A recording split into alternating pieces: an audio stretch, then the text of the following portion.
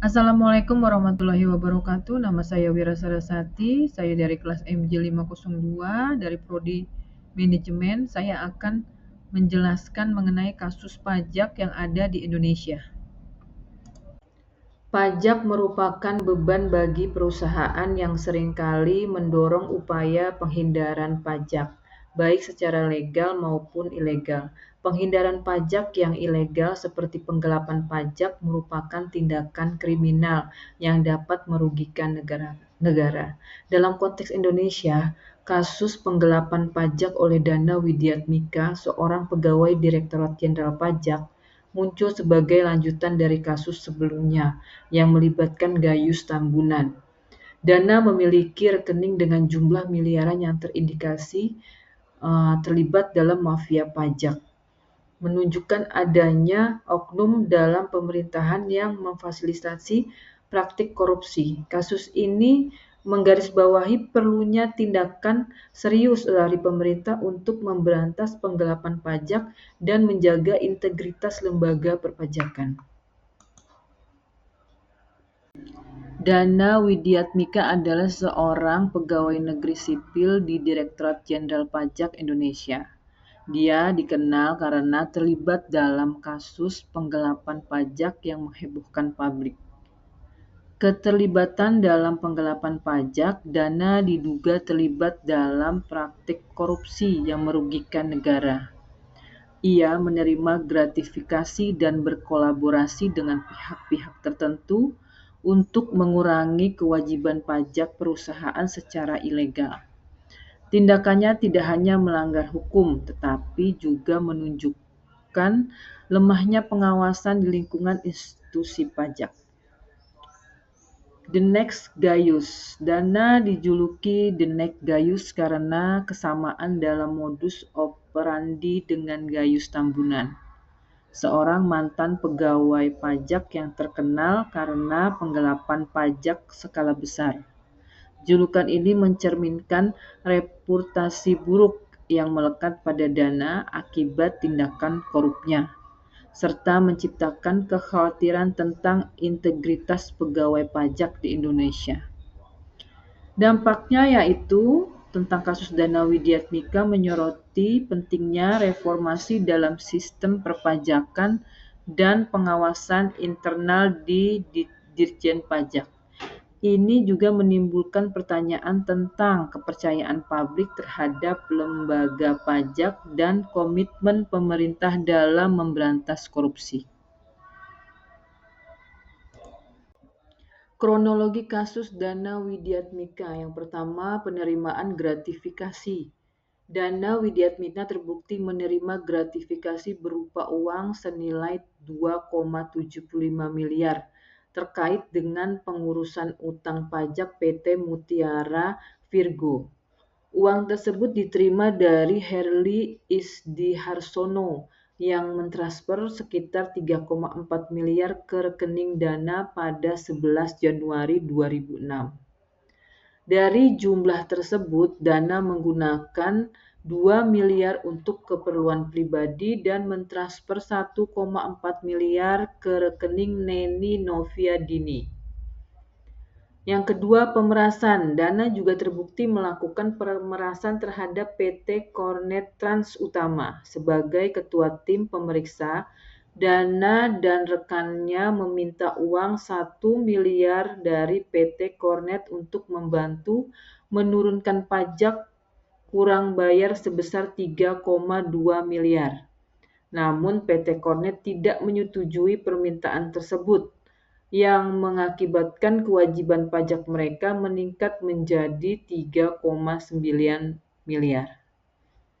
Yang ketiga, tindakan pidana pencucian uang.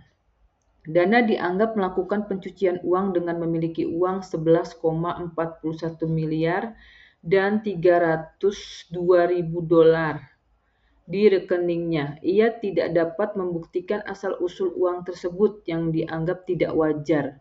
Mengingat posisinya sebagai pegawai negeri golongan 3C, Dana juga memiliki logam mulia seberat 1,100 gram dan harta lainnya yang senilai tidak sesuai dengan penghasilannya. Yang keempat, proses hukum. Pada 9 November 2012, Dana dijatuhkan hukuman 7 tahun penjara dan denda 300 juta oleh pengadilan tindak pidana korupsi Jakarta. Namun jaksa mengajukan banding karena merasa hukumannya tersebut terlalu ringan. Pada 22 April 2013, Pengadilan Tinggi DKI Jakarta mengabulkan bandingan jaksa dan memperberat hukuman Dana menjadi 10 tahun penjara serta tetap menjatuhkan denda 300 juta. Yang kelima, pernyataan banding. Setelah putusan pertama, Dana menyatakan akan mengajukan banding melalui tim kuasa hukumnya yang menunjukkan ketidakpuasan terhadap putusan dakwa.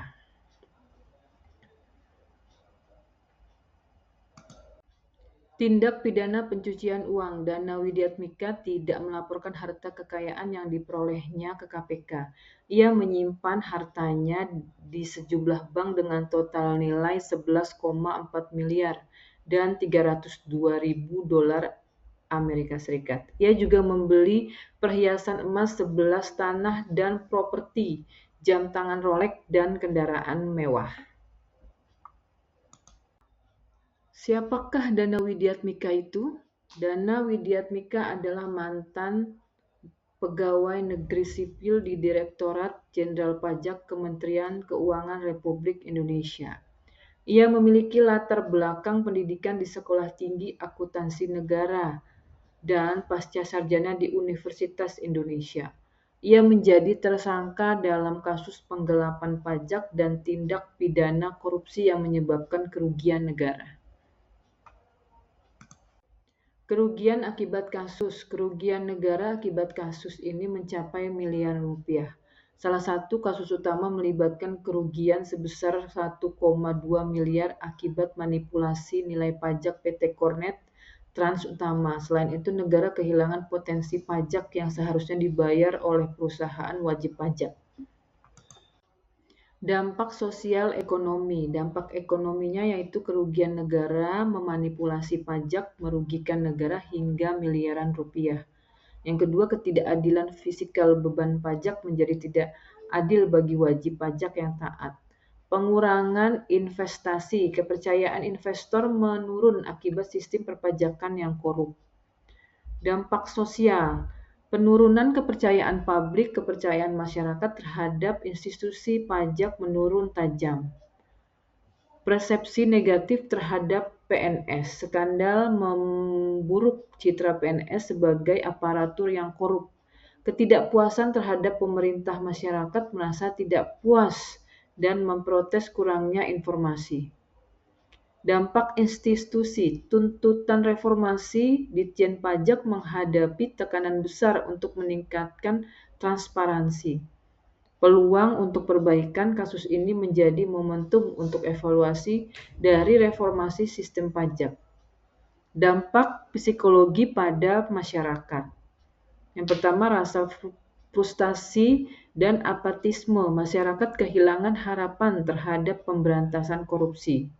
Yang kedua, hilangnya teladan. Kasus ini merusak moral publik dengan menampilkan pejabat korup sebagai contoh buruk. Bukti-bukti yang diungkapkan. Rekening Dana Widiatmika yang menunjukkan transaksi bernilai miliaran rupiah, penerimaan gratifikasi senilai 2,75 miliar yang terkait dengan pengurangan kewajiban pajak pada PT Mutiara Virgo.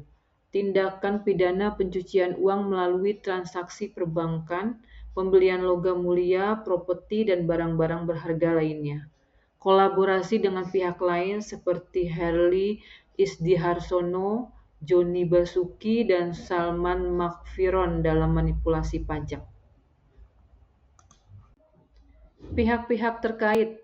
Herli Isdiharsono yaitu rekan Dana yang terlibat dalam aliran uang hasil penggelapan. Yang kedua, Joni Basuki, Direktur PT Mutiara Virgo yang terlibat dalam pembayaran uang ke pegawai pajak. Yang ketiga, Salman Makfiron, yaitu bawahan dana yang turut serta dalam manipulasi pajak PT Kornet Trans Utama.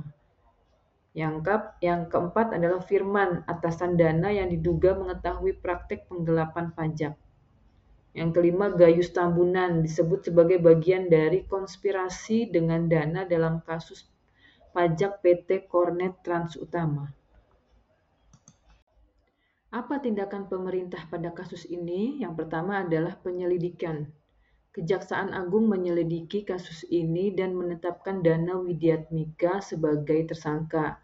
Yang kedua, penuntutan. Kejaksaan Agung menuntut Dana Widiatmika di Pengadilan Tindakan Pidana Korupsi Jakarta. Yang ketiga yaitu vonis. Dana Widiatmika dijatuhi hukuman 7 tahun penjara dan denda 300 juta. Hukumannya diperberat menjadi 10 tahun penjara di tingkat banding dan kemudian dikembalikan ke putusan Pengadilan Tinggi setelah mengajukan peninjauan kembali. Analisis dari kasus Dana Widiatmika yaitu kurangnya integritas. Dana Widiatmika melanggar kode etik profesi dengan menerima gratifikasi dan melakukan pemerasan menunjukkan kurangnya integritas. Yang kedua, penyalahgunaan kekuasaan. Dana Widiatmika menggunakan jabatannya untuk memperoleh keuntungan pribadi, menunjukkan penyalahgunaan kekuasaan. Yang ketiga, tindak kecurangan. Baik PT Mutiara Virgo dan PT Kornet Trans Utama terlibat dalam tindakan kecurangan terkaitan pajak, menunjukkan kurangnya transparansi. Apa faktor penyebab penyelewengan dana? Yang pertama, keserakahan. Keinginan yang berlebihan untuk mendapat kekayaan dapat mendorong individu untuk melakukan penyelewengan. Yang kedua, kesempatan. Lemahnya sistem pengawasan dapat menciptakan celah bagi individu untuk melakukan penyelewengan. Yang ketiga yaitu tekanan. Tekanan ekonomi dapat memaksa individu untuk melakukan tindakan ilegal demi memenuhi kebutuhan. Upaya pemerintah menangani penyelewengan dana. Yang pertama, penegakan hukum terhadap pelaku korupsi melalui proses penyelidikan, penyidik, penuntutan, dan eksekusi. Yang kedua, pencegahan, meminimalisasi penyebab korupsi melalui sinkronisasi, perundang-undangan pembinaan SDM, digitalisasi pemerintahan, dan perbaikan sistem pengawasan. Yang ketiga, edukasi, meningkatkan kesadaran publik dan akan dampak korupsi melalui pendidikan, kampanye, dan mobilisasi masyarakat dalam gerakan anti korupsi. Pentingnya integritas dan transparansi. Integritas dan transparansi merupakan kunci dalam mencegah kasus penyelewengan dana. Pegawai di sektor publik perlu memiliki integritas tinggi dan sistem pengawasan harus diperkuat untuk menjamin transparansi dalam pengelolaan keuangan negara. Apa peran masyarakat dalam memerangi korupsi? Masyarakat memiliki peran penting dalam memerangi korupsi. Mereka dapat melaporkan tindakan korupsi yang mereka dapat atau mereka ketahui, mendukung gerakan anti korupsi, dan memberikan pengawasan terhadap pengelolaan keuangan negara. Apa langkah pemerintah selanjutnya? Pemerintah perlu meningkatkan upaya pencegahan dan penindakan korupsi. Masyarakat juga perlu aktif dalam mendukung gerakan anti korupsi dan memberikan pengawasan terhadap pengelolaan keuangan negara. Referensi yang diambil untuk mereview kasus pajak yang ada di Indonesia yaitu dari sumber berita di media sosial dan jurnal dan sumber-sumber terpercaya. Cukup sekian presentasi saya. Wassalamualaikum warahmatullahi wabarakatuh.